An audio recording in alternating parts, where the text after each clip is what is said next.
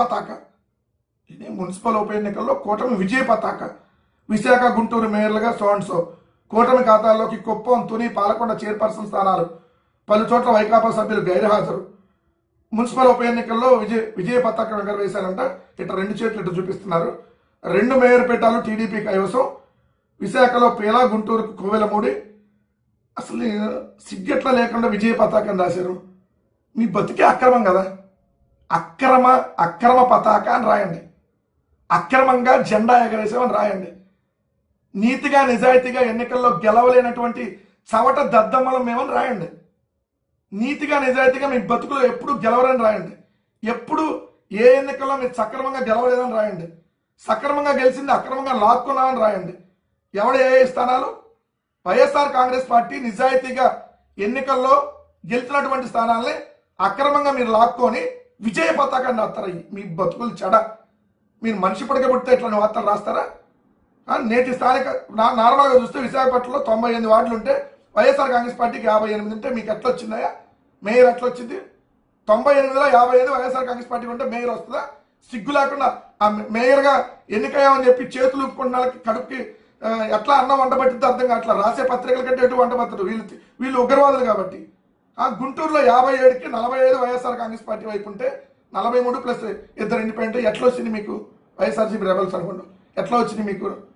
కుప్పంలో 25కి 18 గెలిస్తే కుప్పం మున్సిపాలిటీ మీరు ఇప్పుడు ఎట్లా వస్తుంది మీకు? వైఎస్ఆర్సీపీకి 18 ఉంటే 25లో. పాలకొండలో 20కి 17 వైఎస్ఆర్ కాంగ్రెస్ పార్టీ ఉంటే మీకు ఎట్లా వస్తుంది? తునిలో 30కి 28 ఉంటే మీకు ఎట్లా వస్తుంది? మాచర్లో 31 వైఎస్ఆర్ కాంగ్రెస్ పార్టీ ఉంటే మాచర్ల మున్సిపాలిటీ మీకు ఎట్లా వస్తాయి? అసలు మనుషులకైతే మనం చెప్పొచ్చు. మనుషులకైతే 4 సార్లు మాట్లాడానా లేదా 2 దెబ్బలేసని చెప్పొచ్చాము. మీరు విజయ పతాక అక్రమంగా గెలిచింది విజయ పతాకం రాసుకున్నటువంటి ఏం బతుకులేమి లాక్కున్నారు. కార్పొరేటర్లు లాక్కొని మేము కైవసం చేసుకున్నాం, కౌన్సిలర్ని లాక్కొని కైవసం చేసుకున్నాం అని రాయండి. కడుపు అన్నం తింటే అటువంటి వార్త రాయండి. ఇంకా బరి తెగించేలాంటివి కాదు. తెలుగుదేశం నాయకుడు దారుణ హత్య జరుగుతూనే ఉన్నాయి. ఈ ప్రభుత్వంలో వాళ్ళకు కూడా రక్షణ లేదు. వాళ్ళ ప్రభుత్వంలో వాళ్ళకు కూడా రక్షణ లేదంటే ఎంత దారుణమైనటువంటి పరిస్థితులు ఆంధ్రప్రదేశ్లోనే చూడండి. వాహనంతో ఢీకొట్టి రోడ్డు ప్రమాదంగా చిత్రీకరించాలని పన్నాగం. మృతదేహం వాహనంలో ఇరుక్కోవడంతో అడ్డం తిరిగిన కథ. మృతుడు గురుమూర్తి. నాయుడుపేట మండలంలో తెదాపా నాయకుడి హత్య జరిగింది. కంపెనీల్లో పనులే హత్యకు దారితీశాయి.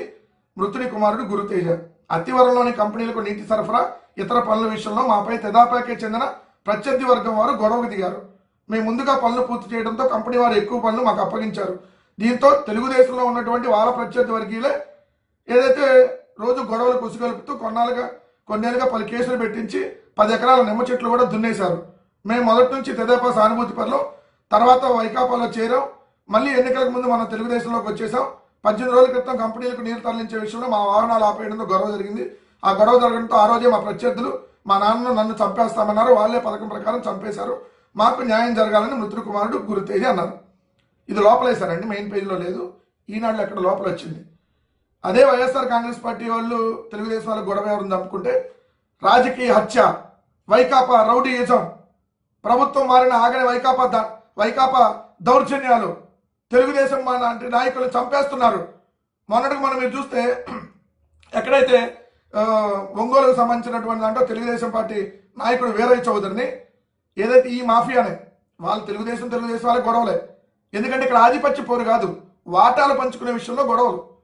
ఎందుకంటే ఇసుక మాఫియా, మట్టి మాఫియా, మద్యం మాఫియా, కొన్ని ఊర్లో అయితే చెరువుల్లో గుసక మాఫియా, ప్యాకాట క్లబ్బులు, రేషన్ మాఫియా, ఏదైతే అక్కడ స్థానిక నాయకులకు సంబంధించి వాటాలు పంచుకునేటటువంటి కార్యక్రమం, లంచాలు తీసుకొని వీటన్నిటిలో గొడవల నేపథ్యంలో తెలుగుదేశం వాళ్ళు పొడుచుకొని నరుక్కొని 58 కత్తిపోట్లు పొడుచుకొని మొన్న ఒకరిని చంపేశారు.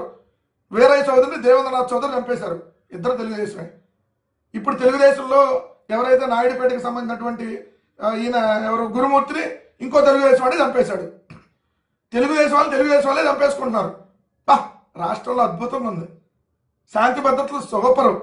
ఉప ముఖ్యమంత్రి గారు ఉన్నారా? హైదరాబాద్లో బ్రేక్ఫాస్ట్ చేసి మళ్ళీ రాత్రి డిన్నర్కి హైదరాబాద్ వస్తారు కదా, మధ్యాహ్నం అమరావతిలో ఎటు లంచ్ చేసినప్పుడు ప్రెస్ మీట్ పెట్టండి.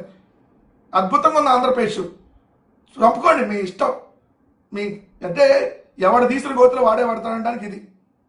మీరు అన్యాయాలు అక్రమాలు చేసి అవతలాలను వేధించాలని ప్రయత్నించడం ఒక ఎత్తు, రెండోది మీరే గొడవలు పెట్టుకొని మీరు చంపుకోవడం రెండో ఎత్తు.